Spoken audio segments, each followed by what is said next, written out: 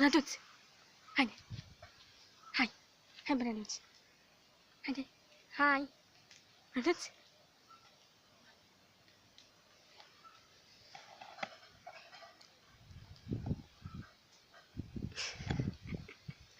Brăduț!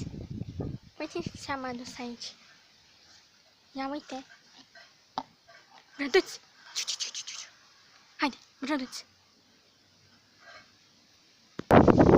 Haide, Brăduț! Haide, ia! Vino aici! Hai, ia! Brăduț! Hai! Haide, mă! Hai! Ia! Vino aici! Hai! Brăduț! Ia!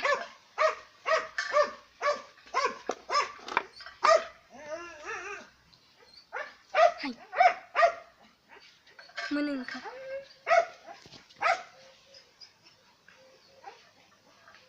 Deci, uitați, un pui de ciobănesc mioritic de o lună jumătate, rasă pură. Haide, mănâncă!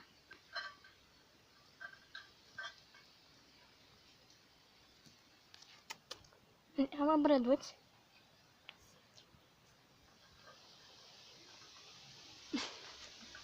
Hai!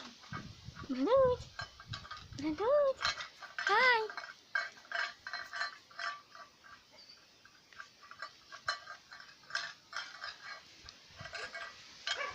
Are doar o lună jumătate.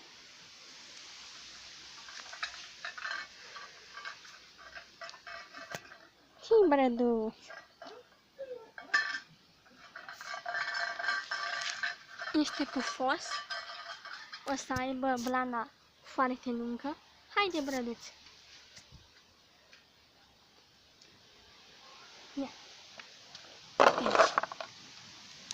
Nu vrea să mănânce, dar eu las aici.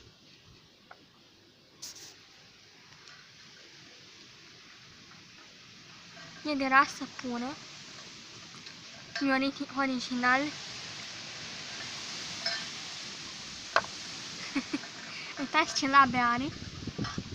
Peste 3 luni o să fie ca un pui de urs. Atât de mare. Ia uitați.